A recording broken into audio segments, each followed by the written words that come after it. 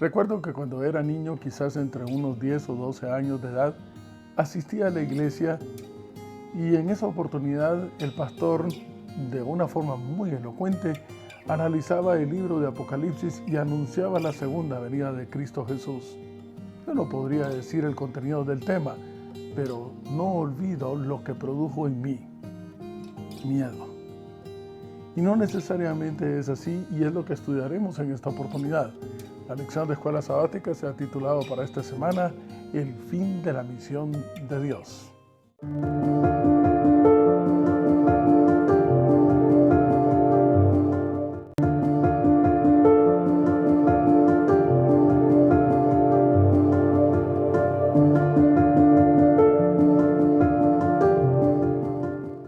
Y me encuentro buscando en el Antiguo Testamento, en el libro de los Salmos, en el capítulo 23 y el verso 4. Capítulo 23 y verso 4 de la palabra de Dios en los Salmos dice: aunque ande en valle de sombra de muerte, no temeré mal alguno, porque tú estarás conmigo. Hace también ya algunos años, hoy quiero compartir con ustedes una anécdota bastante peculiar. Recuerdo que en aquella oportunidad, viviendo en una de las montañas del occidente de nuestro país, tenía que ir a visitar una iglesia para compartir con ellos el estudio de la palabra de Dios. Esa noche llovió fuertemente. Una vez pasó la lluvia, entonces me alisté, me puse un abrigo bastante grande, sombrero y una mochila en donde llevaba yo mi Biblia. Y comencé a caminar en medio del sendero de la montaña, árboles grandísimos a un lado y una hondonada del lado izquierdo. La oscuridad era tan densa que no podía ver ni la palma de mi mano sin la lámpara encendida. Así que iba caminando despacio y ya conocía el sendero. Pero de pronto sentí que algo o alguien venía siguiéndome. Me detuve, apagué la luz. Y aquella sensación también se detuvo. Esto se repitió 2 veces más. Y entonces, dentro de mi pensamiento, llegué a la conclusión que era una fuerza del mal, el enemigo, el que venía detrás de mí. Y sí, debo aceptarlo. Me dio miedo. Comencé entonces a repetir dentro de mi mente el Salmo 23. Jehová es mi pastor y nada me faltará, aunque ande en valle de sombra y de muerte, etc. Y más adelante había un cierto claro, una cierta planicie en donde yo dije, bueno, pues aquí se desencadenará todo, aquí se resolverá de una vez por todas lo que sucede. Entonces me detuve, apagué la lámpara, me quité el sombrero y vi hacia el frente. De inmediato vi entonces como 2 ojos brillantes estaban mirándome directamente. Y recuerdo que con una enorme convicción en el nombre del Señor le dije: si vas a hacer algo, hazlo ya o hazte a un lado, porque hoy Dios se manifestará poderosamente hacia el lugar donde voy. En ese instante comenzaron a escucharse aullidos de muchos lobos, coyotes, no sé, pero eran muchos animales que comenzaron a llorar y aquellos 2 ojos simplemente se fueron esfumando. Entonces recuerdo que, poniéndome de nuevo el sombrero, dije en voz alta: perdiste. Hoy sucederá algo especial. Subí la ladera, llegué hacia la iglesia donde iba a compartir la palabra de Dios esa noche. Y recuerdo que al final del tema, conversando con la hermandad, les comenté acerca de mi experiencia poco antes de llegar a la iglesia.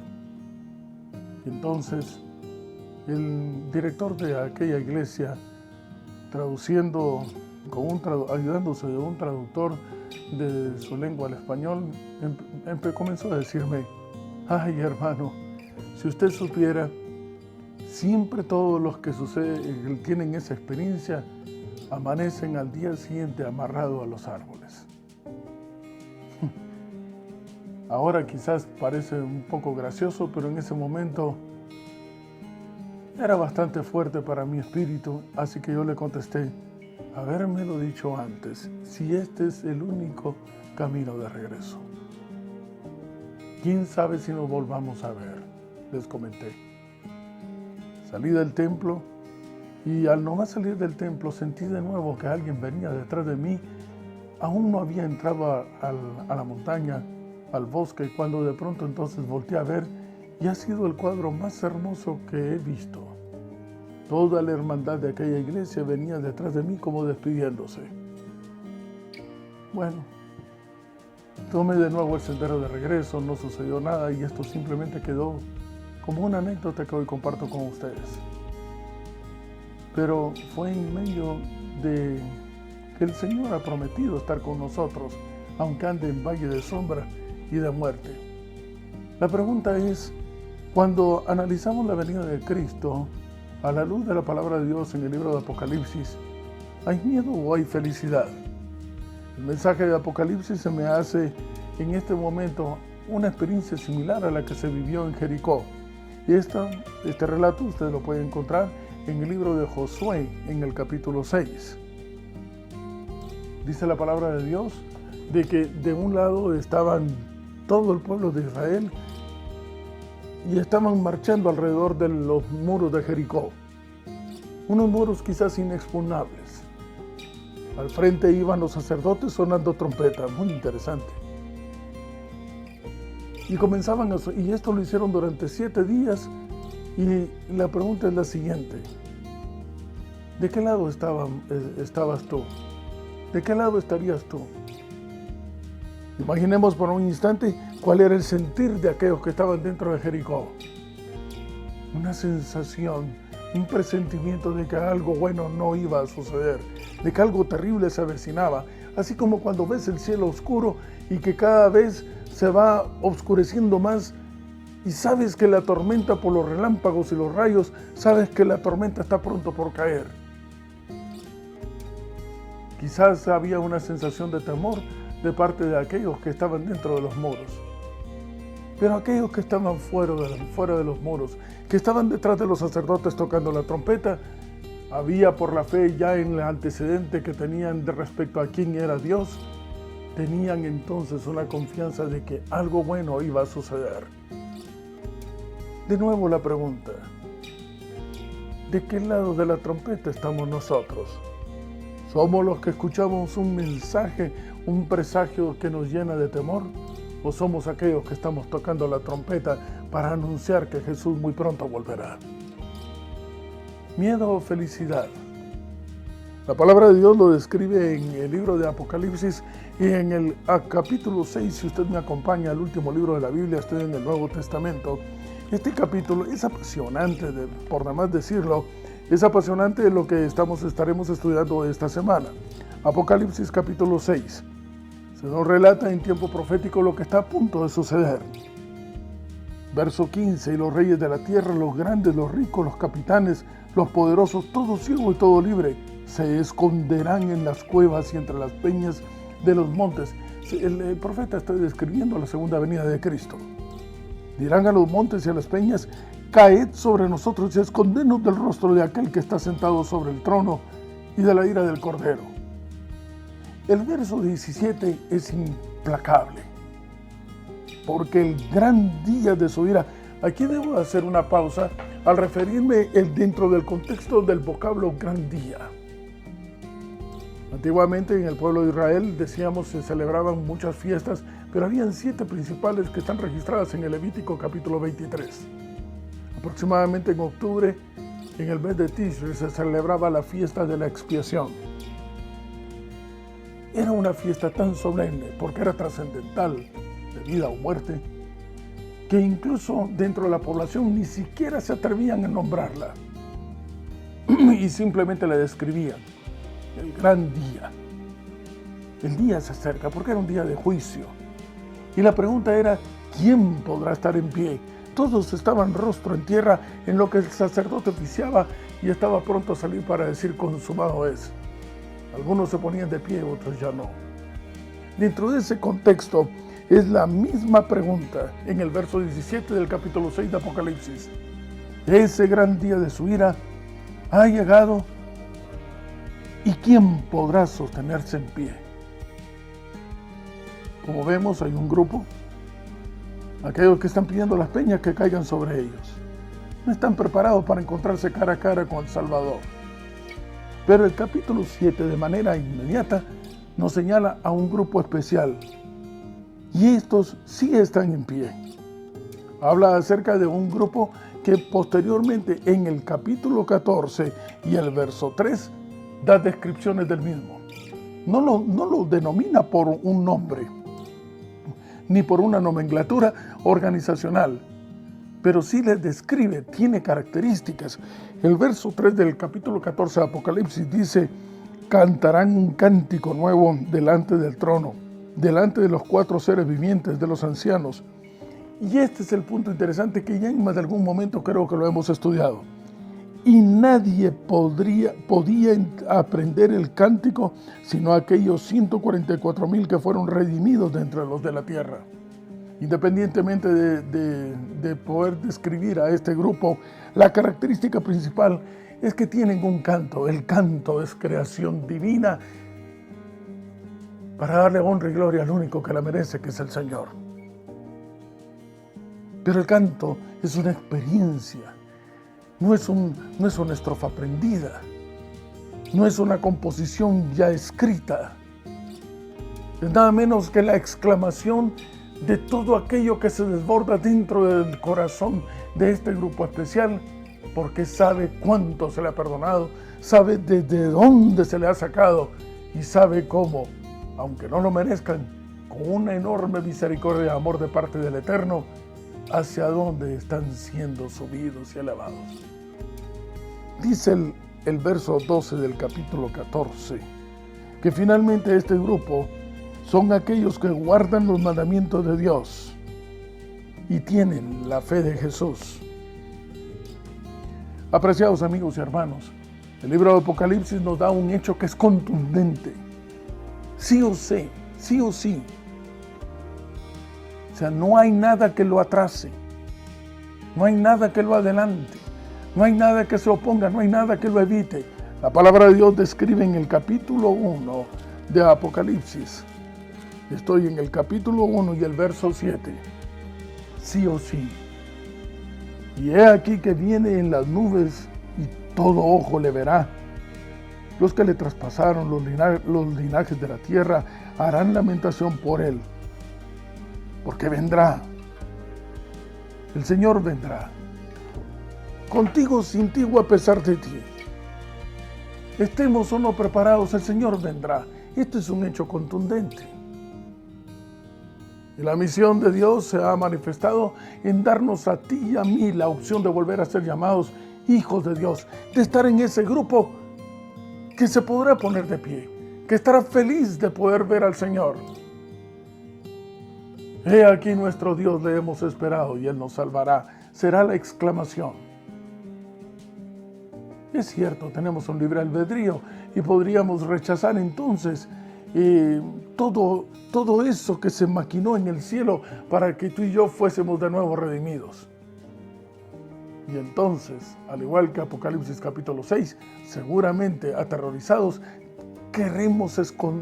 vamos a querer escondernos en las cuevas, en las piedras que nos caigan encima, qué sé yo, pero que nos quiten, que nos libren de la vista de aquel que sí o sí vendrá. La palabra de Dios dice en 1 de Pedro, en el capítulo 2 y el verso 9, hablando acerca del grupo en el cual tú y yo hemos sido llamados a estar. 1 de Pedro, capítulo 2 y verso 9. Apreciados amigos y hermanos, somos linaje escogido. Por la gracia de Cristo y el sacrificio de su inmenso amor en el Calvario, podemos ser llamados real sacerdotes, representantes de Él, nación santa, porque ya no vivimos nosotros, sino que vive el Santo dentro de nosotros. Hemos sido adquiridos por Dios a un precio incalculable y con una única razón: anunciar las virtudes de aquel que nos llamó de las tinieblas hacia su luz admirable. Es inevitable, no es posible, no hay forma de poderlo evadir. Establecemos una relación íntima con el Señor y de inmediato nos graduamos con una trompeta en la mano. Pasamos a ser sacerdotes que anuncian que Jesús pronto volverá. Y deseamos hacerlo porque se nos desborda el corazón del deseo de compartir a Jesús con otros y hacerles y anunciarles que sí hay esa opción. Así que el trabajo en equipo, la misión de Dios de haber enviado a Jesús para rescatarnos, la misión nuestra de poder anunciar que Jesús vino a rescatarnos, que ya es viable esa opción, que podemos nuevamente volver a ser llamados hijos de Dios. Y saben ustedes que esa misión ha sido la misma misión de siempre. La podemos encontrar en Marcos, en el capítulo 16 y verso 15. Poco antes de ascender al cielo, el Señor le dice a todos los discípulos: id y predicad el Evangelio por todo el mundo. El Evangelio. Hechos 1:8 habla acerca de la promesa de recibir un poder especial, ser llenos del Espíritu Santo para poder ir y predicar y ser testigos hasta lo último de la tierra. Y Apocalipsis, en el capítulo 14 y el verso 6, vuelve a repetir la misma misión. Es que no cambia, en Él no hay sombra ni variación. Él es el mismo ayer, hoy y siempre.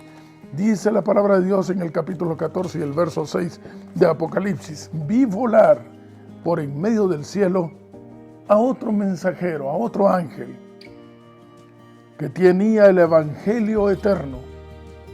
El Evangelio es el mensaje de las buenas nuevas, es eterno porque es del Señor. El Evangelio sigue siendo el mismo.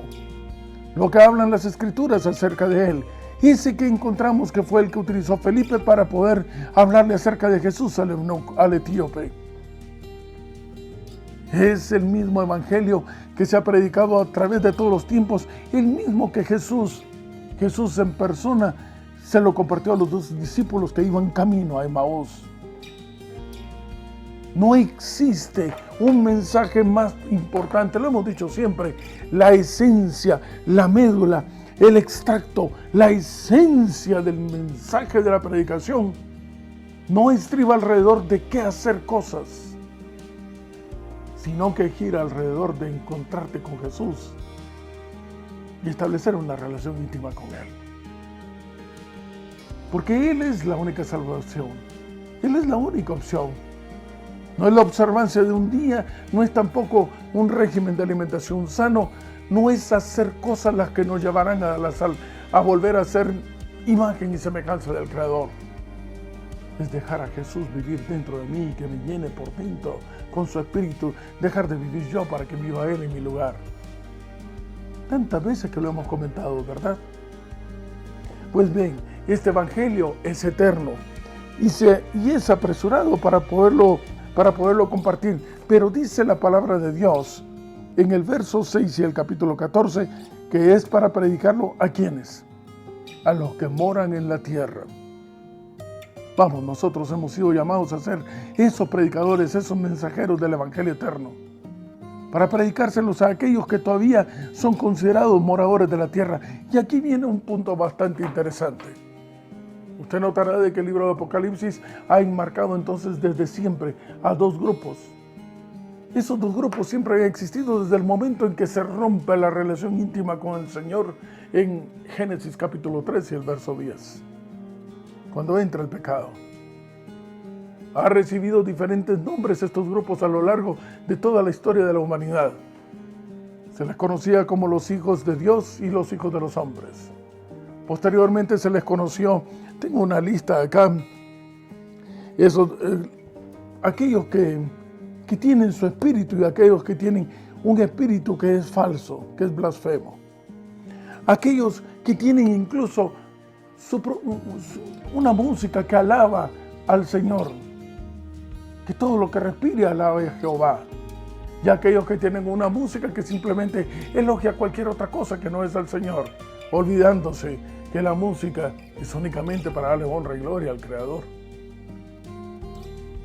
También estos grupos que van en un cierto paralelismo, uno pretendiendo ser el otro, uno pretendiendo ser el pueblo de Dios, pero que no lo es, que tiene un propio día de observancia, aquel que fue instituido desde el principio y bendecido para la eternidad por el mismísimo Creador, escrito con su propio dedo en unas tablas de piedra, y ahora en las tablas del corazón, el séptimo día.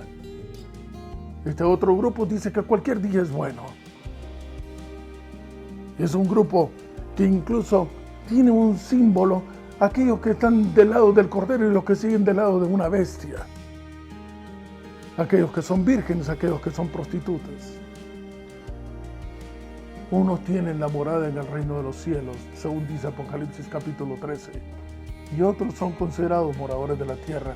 Y aquí es importante que aclaremos un punto también.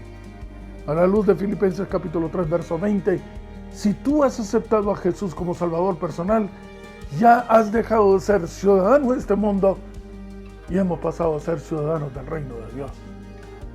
Bendito y alabado sea el nombre del Señor. Porque ahora ha ido a preparar morada el Señor para nosotros, para aquellos que seguimos al Cordero por donde quiera que va. ¿Dónde está tu morada? Si tu morada está en el reino de los cielos, si tú te consideras morador del reino de los cielos por la gracia de Cristo Jesús, entonces el mensaje que tienes es para predicarlo a aquellos que todavía son considerados moradores del reino de la tierra. Si tu morada está en el reino de los cielos, entonces dice el Apocalipsis capítulo 13, no temas, no te preocupes. Ninguna cosa que destruya este mundo podrá afectarte a ti, porque tú no eres ya de este mundo.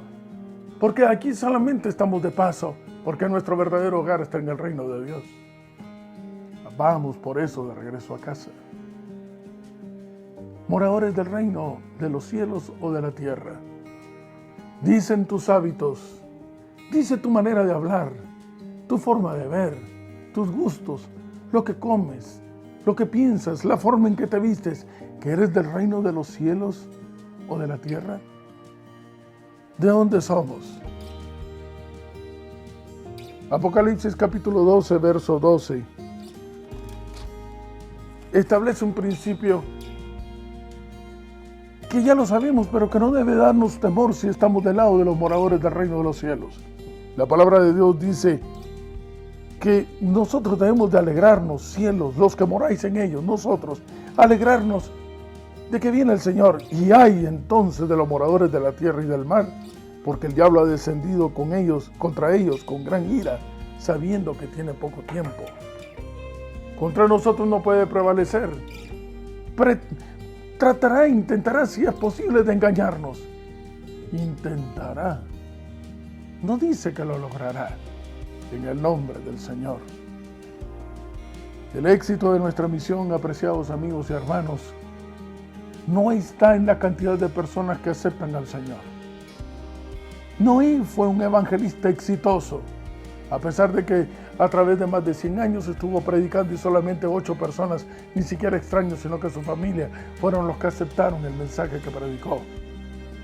El éxito del sembrador no está en la cosecha, sino en sembrar de la manera más clara y mejor posible la semilla que se le ha encomendado. Tenemos un mensaje que se nos ha encomendado, que lo compartimos no por obligación, sino porque estamos deseosos de que otros también conozcan a aquel que está transformando nuestra vida. Pero deja entonces, según lo que dice Juan capítulo 16, verso 8 al 13, deja que el Espíritu Santo sea el que convenza de pecado y guía toda verdad. Abrama la tierra, sigue de largo, no dejes de sembrar. Pero para la honra y gloria de Dios, te encontrarás con buena tierra, corazones que estaban esperando que tú les compartieras a la única opción de salvación, al Cordero de Dios, que quita el pecado del mundo. Al terminar este trimestre y este año, se hace propicio compartir con ustedes una vez más un texto que encontramos en un libro por demás extraordinario, para el estudio de los tiempos finales, el conflicto de los siglos. Y dicen en este párrafo, el gran conflicto ha terminado y ya no hay más pecado ni pecadores. Todo el universo está purificado.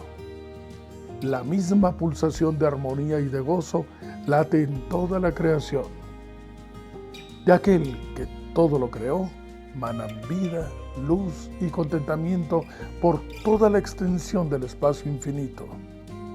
Desde el átomo más imperceptible hasta el mundo más vasto, todas las cosas, animadas e inanimadas, declaran en su belleza sin mácula y en júbilo perfecto que Dios es amor. Durante este año, quizás has visto que muchos han sido llamados al descanso. Algunos preparados para encontrarse con el Señor cara a cara, otros quién sabe. Pero tú y yo todavía estamos acá con la maravillosa oportunidad de establecer una relación íntima con Jesús. De que nuestro nombre deje de ser inscrito en el libro de la tierra y pase a ser inscrito en el libro de los cielos. Que se nos conozca como ciudadanos cuya morada está en el reino de los cielos. ¿Ves por qué razón este programa lleva el título de Volver a casa? Porque allá está nuestra casa, hacia allá vamos. Así que bienvenidos amigos y hermanos, todos aquellos que nos acompañan y son parte de esta enorme familia, que no con miedo, sino que con júbilo perfecto, estaremos ansiosos, alzando nuestros rostros al cielo, esperando a aquel que nos mirará y nos salvará por siempre.